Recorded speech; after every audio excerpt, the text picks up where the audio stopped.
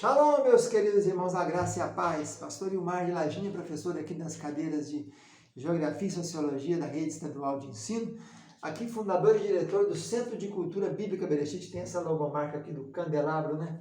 E nós estamos membros do Ministério do Tabernáculo desde 1987, como pastor, consagrado em 19 de setembro de 87.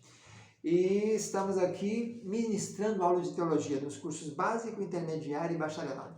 Temos também cursos de mestrado e doutorado nas áreas de xirologia, que estuda cantares, e gemátria, que estuda os números na Bíblia.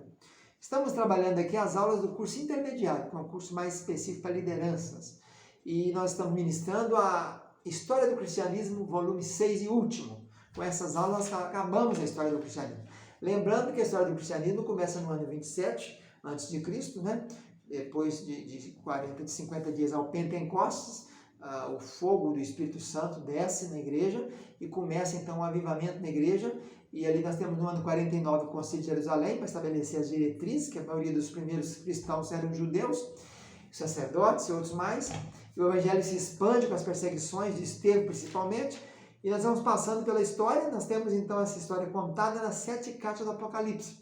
Cada carta daquela reflete um período da história aqui na Terra. Lembrando que 3 cartas só acontecem naquele período: Éfeso, Esmirna e Pérgamo. Tiatira, Sardes, Filadélfia e Laodiceia são recorrentes. Aqueles fatos de Tiatira, de Sardes, de Filadélfia e Laodiceia continuam eclodindo até hoje. Na aula passada falamos dos impactos da reforma na Inglaterra. Hoje falaremos do impacto da reforma na Escócia. Lembrando que a Grã-Bretanha era composta de Escócia, Irlanda, País de Gales e Inglaterra, né? Então, há uma junção de muito reinado aqui, muita coisa que eu falei na aula passada de Inglaterra, vamos repetir talvez aqui na Escócia, porque era um povo, era uma comunidade, né? Só que reunia, chamado Reino Unido. A Escócia é o país que mais foi impactado pela reforma, por 2 motivos principais. Primeiro, porque o país estava com uma crise profunda, né? Uma situação deprimente e deplorável. E segundo, que a reforma ali foi a mais completa que teve. De todos os países da Europa, na Escócia a reforma foi a mais completa. Esse país era muito pobre, tinha um clima muito ingrato, e bastante montanhoso e um solo muito infértil. No norte da Irlanda, da Escócia, o povo era mais selvagem, era chamado de Highlanders, e tinha tribos, tinham clãs, as tribos brigando uma com a outra constantemente.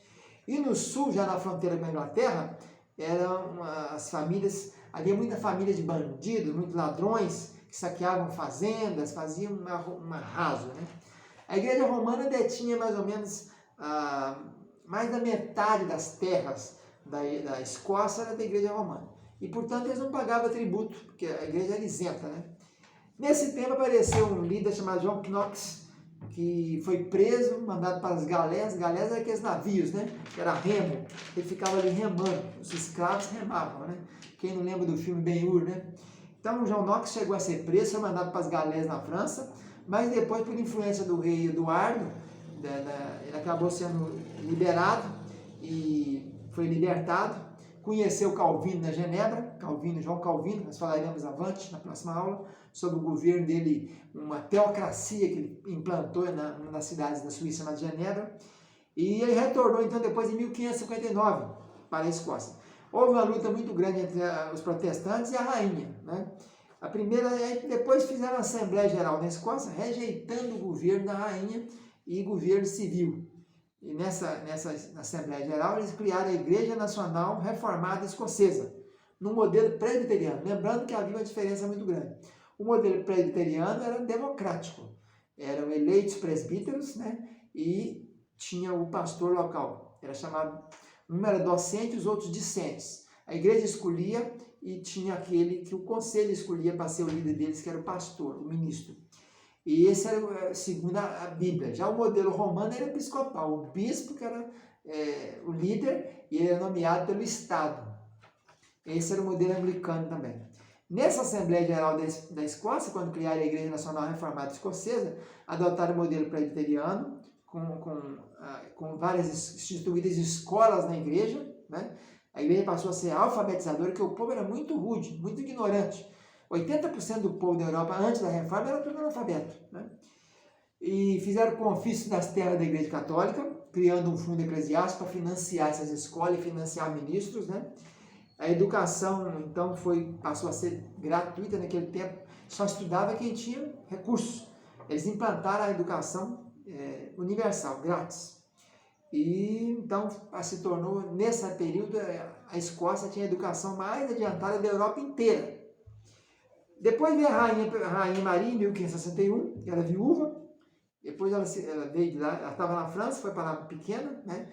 Depois morreu o marido, veio para cá, ela casou de novo, teve um filho chamado Tiago, e ele foi educado não por ela, que ela tinha as raízes católicas, mas foi por um fidalgo chamado protestante. E depois ela juntou com um amante, matou o segundo marido, casou com um novo, e o povo revoltou com aquilo e puseram ela para correr. Ela fugiu para a Inglaterra, onde ficou lá com a prima dela mais de 20 anos, e por fim, por traição, foi degolada por lá. O rei, filho da rainha, Tiago, que é o rei, esse é do tempo da versão chamada a versão do rei Tiago, ou King James, né?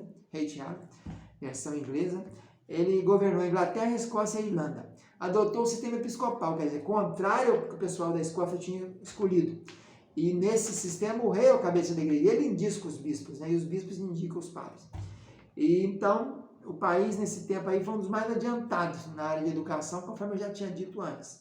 Depois do rei Tiago vem o rei Carlos I, há uma guerra civil com a liberdade dos ingleses, o rei então é executado, e aparece então Oliver Cromwell, que interveio durante 10 anos e houve muita paz e muita prosperidade jamais alcançada. Em cada aldeia havia uma escola, em cada igreja havia um ministro, em cada família havia uma Bíblia, e as crianças foram alfabetizadas. Depois veio o rei Carlos II, nos idos de 1660, que era chamado rei de duas faces, porque ele teve lei severa contra os presbiterianos, que eram os escoceses, expulsou os pastores e nomeou no lugar deles ignorantes. E nesse tempo surgiram então os conventículos, que eram reuniões secretas por aqueles pastores que tinham sido expulsos, faziam nas montanhas, e ali eles celebravam e faziam, havia as preleções, né?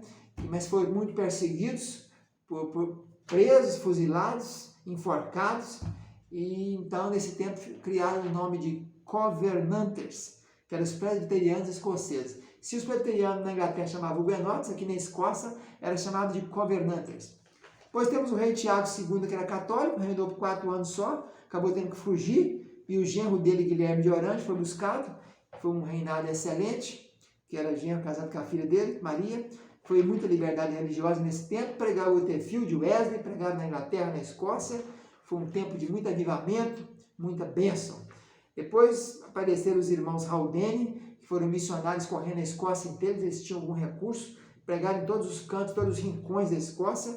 Temos nesse tempo também o Dr. Chalmers, que houve uma divisão da igreja escocesa, ele criou a Igreja Livre da Escócia, em 1843, devido ao secularismo, ao mundanismo tem entrado muito na igreja.